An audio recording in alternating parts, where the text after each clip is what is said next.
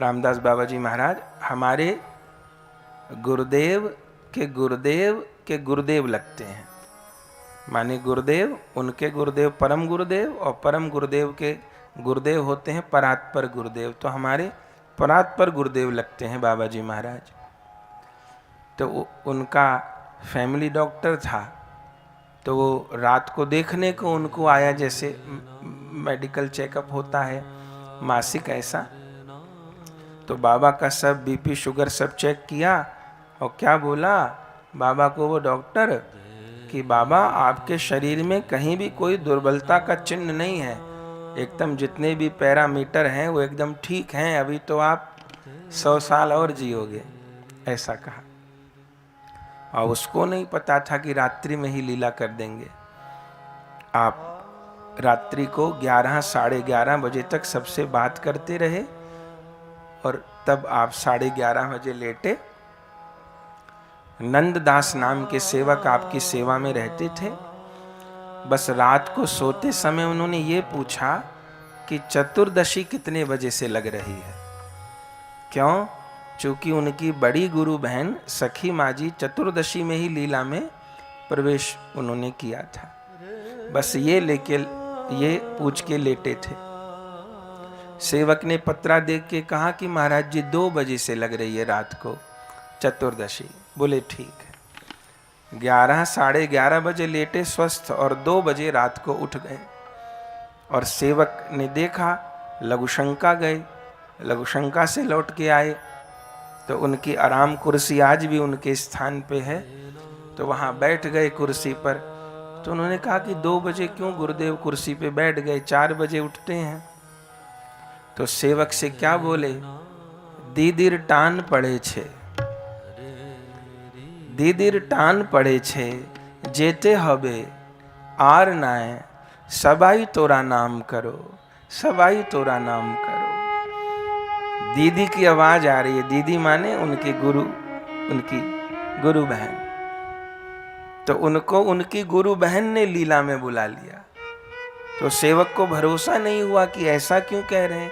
बोले नहीं, दीदी टान पड़े छे, दीदी बुला रही है मुझे सेवा में, दीदी टान पड़े छे, जेते हवे, अभी जाना होगा, आर ना है।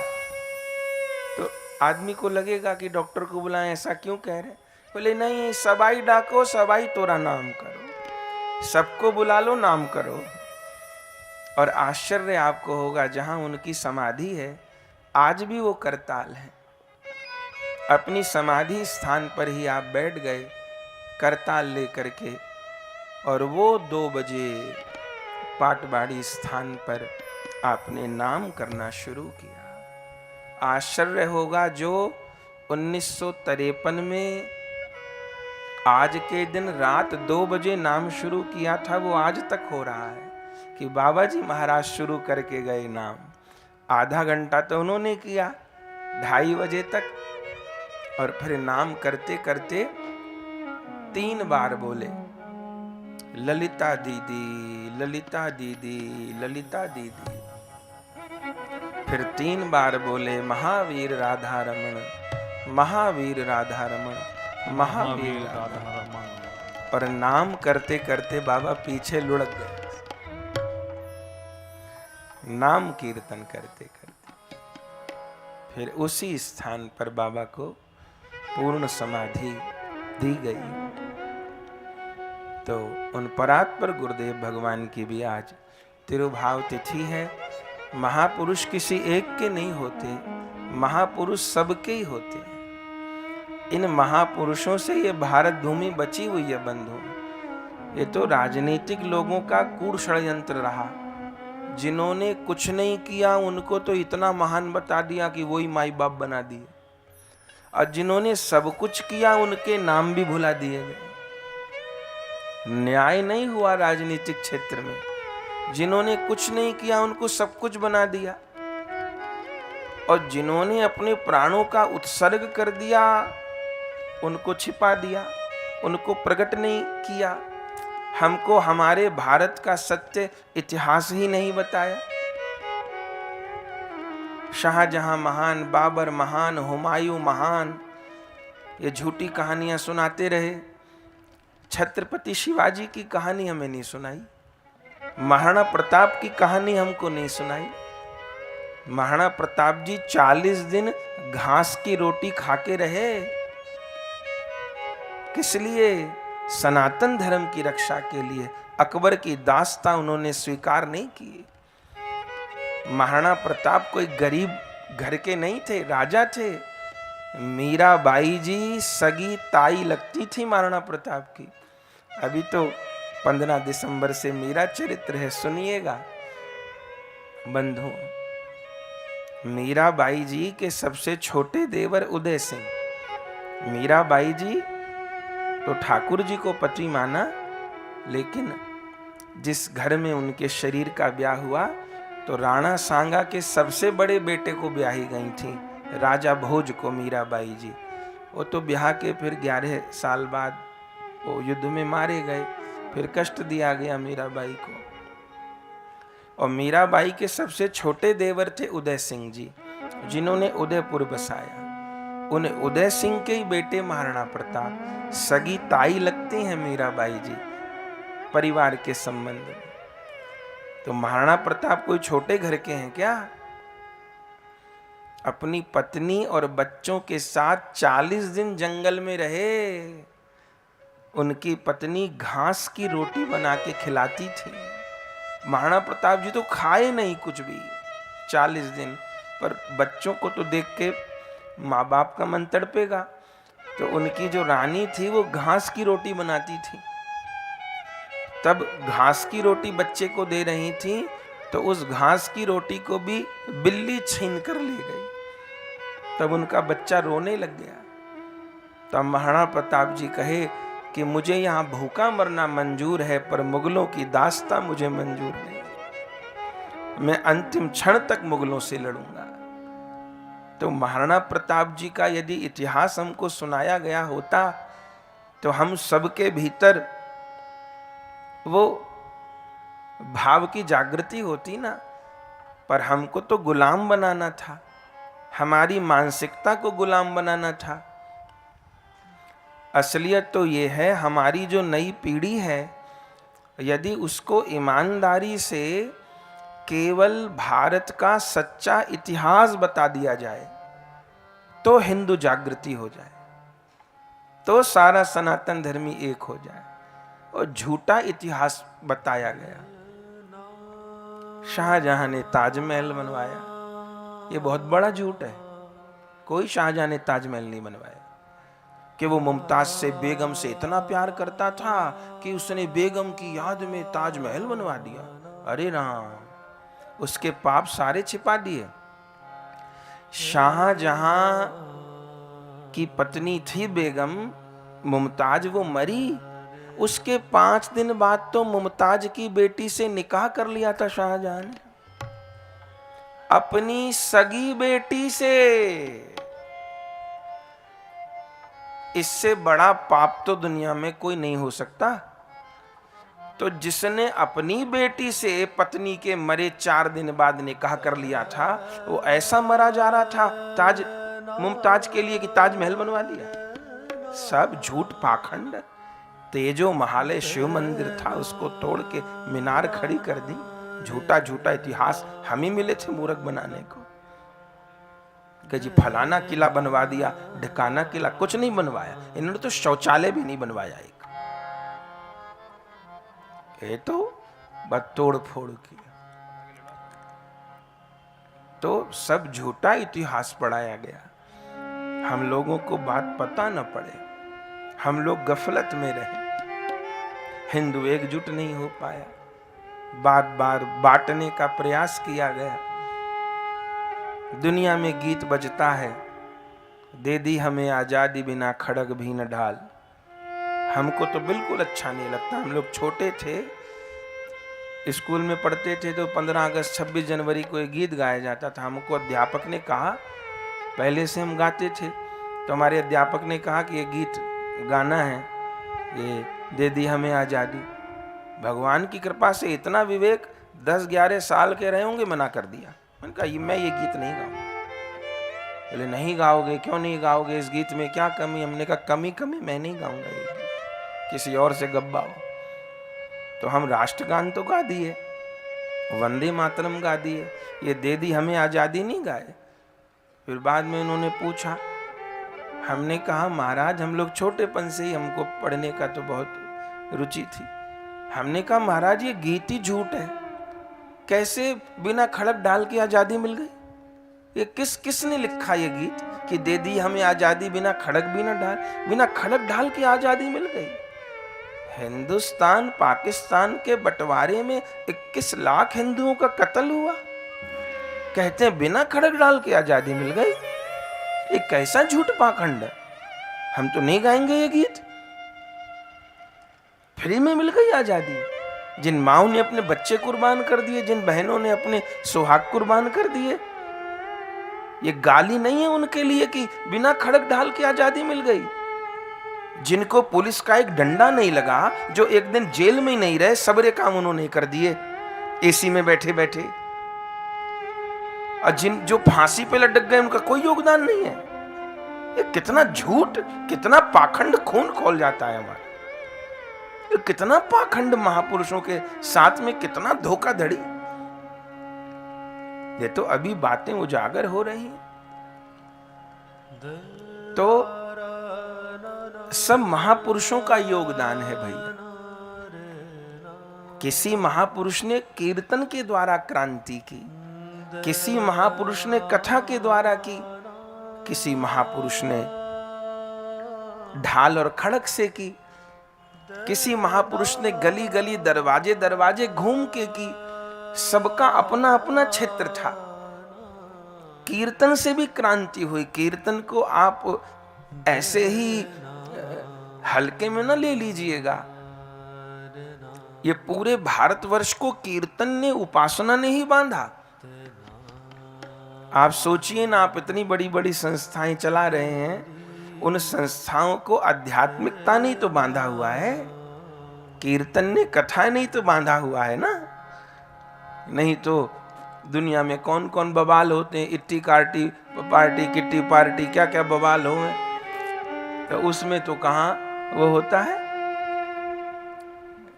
आध्यात्मिकता ने, कथा ने, कीर्तन ने, इसी ने तो सबको बांधा हुआ है। तो ये भारतवर्ष जब भी एक होगा, राम नाम से, कृष्ण नाम से, हरि नाम से ही होगा। आज सब संत लोग लगे हैं, आप सब भाई बहन लगे हैं, इससे मन को बड़ी प्रसन्नता है। खूब संस्थाएं काम कर रही हैं। वन बंधु परिषद, एकल, ये सॉल्ट लेक सांस्कृतिक सत्संग और हरि सत्संग समिति। हमको तो यहाँ के यही नहीं पता पड़ता कि कौन किस संस्था में है, क्योंकि सब जगह सभी लोग दिखाई दे जाते हैं। ये बहुत अच्छा है, ऐसे ही होना चाहिए। यही नहीं पता पड़ता कि कौन किस संस्था में है, सब लोग सभी जगह दिखाई दे जाते हैं। होता क्या है, जो आयोजक होता है वो पीछे हो जाता है और बाकी को आगे कर देता है। अब यही चाहिए, यही चाहिए, अपने को पीछे करके दूसरे को आगे बढ़ाओ, तभी तो हम लोग एक होंगे। खैंचा तान करके तो बहुत पीछे रह गए। अच्छा काम होना चाहिए, कोई भी करे। आज सुभाष जी हमारे पास सवेरे आए थे, तब हमने उनको यही बोला कि भक्तमाल जी में लिखा है कि भक्तमाल जी की कथा कहे, भक्तमाल जी की कथा सुने, अनुमोदन करे कि हाँ बहुत अच्छा हो रहा है, प्रेरित करे बहुत अच्छा हो रहा है। इन सब बात से ठाकुर प्रसन्न होते हैं, इन सब बात से ठाकुर जी प्रसन्न होते हैं। तो महापुरुषों का बहुत भारी बलिदान है।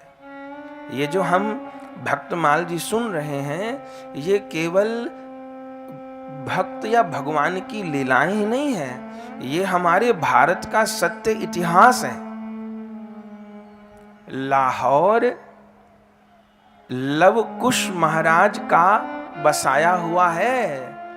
आज लाहौर का वर्णन आएगा स्वामी जी के चरित्र में, उनके शिष्य विज्ञानी जी आएंगे। लाहौर में एक भी यमन नहीं था और आज एक भी हिंदू नहीं है।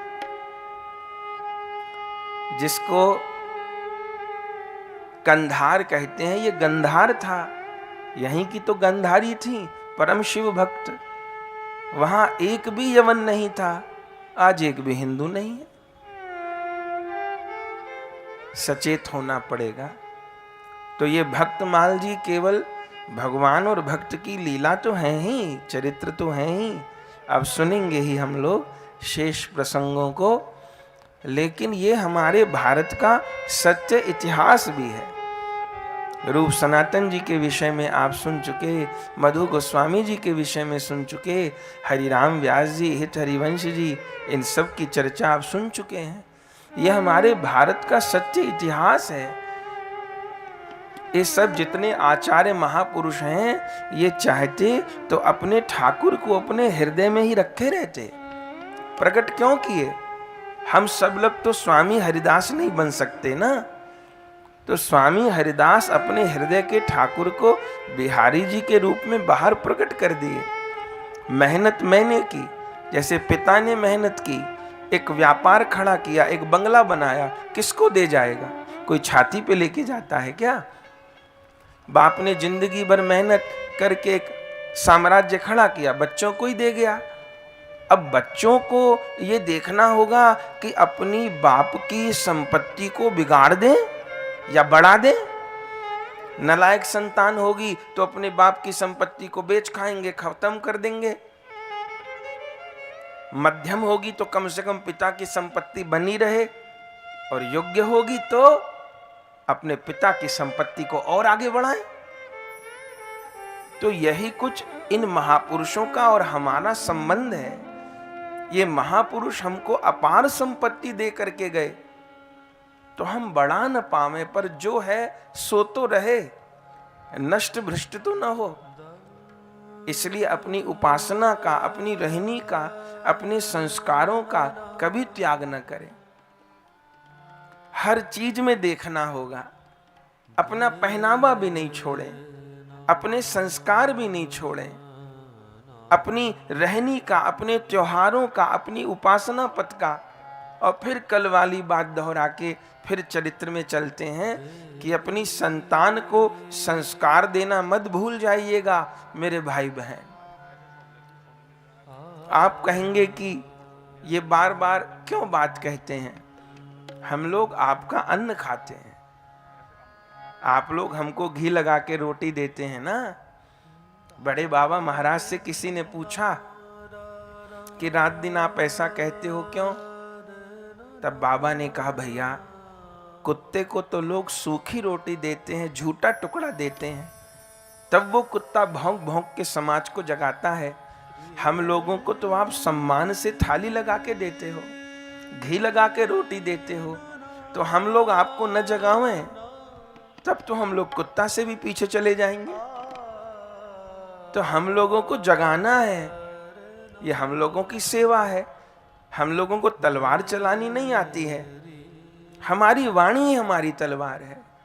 कम से कम इस आसन के साथ कभी हम लोग गद्दारी न करें, सत्य बताएं, किसी भी बात की चिंता न करके सत्य बताएं, कुछ नहीं होने वाला। किसी भी बात की चिंता न करके हम जागरूक तो करें, यही हम लोग की सेवा है। आप अपने जिस परिवेश में रह करके जागृति कर सकते हैं उसका प्रयास करें। सब अपना अपना आंगन तो कम से कम बुहारें। मेरी संतान वैष्णव बने, मेरी संतान हरि भक्त बने, मेरे बड़ों ने जो उपासना मुझको दी है, मेरे बच्चे भी उसी रुचि से उसको आगे बढ़ावें। मेरी माँ जिस प्रकार उपासना करती थी, या मेरी धर्मपत्नी जैसे उपासना साधना करती है, मेरे बेटे की बहू भी वैसे करे, उससे बढ़ा के करे। मैंने जिस घर में अपनी बेटी दी है, उस घर में भक्ति के संस्कार नहीं थे, पर मैं अपनी बेटी को ऐसे ट्रेंड करके भेजूं कि मेरी बेटी उस घर को जाके वृंदावन बना दे, मेरी बेटी उस घर को जाके अयोध्या बना दे। ऐसे तो संस्कार जाते थे मेरे भाई बहन, कैसे जाते थे। अब यूनिवर्सिटी से आशा रही नहीं, अब स्कूल से आशा तो रही नहीं, अब तो सारा दारो मदार माँ बाप पे है, सारी जिम्मेवारी अब माँ बाप की है। इसलिए अपनी संतान को संस्कार देना, अपने नाती पोतों को संस्कार देना, तभी हम लोग हिंदू राष्ट्र की ओर बढ़ पाएंगे और हमारा सब प्रकार से कल्याण होगा। आहा।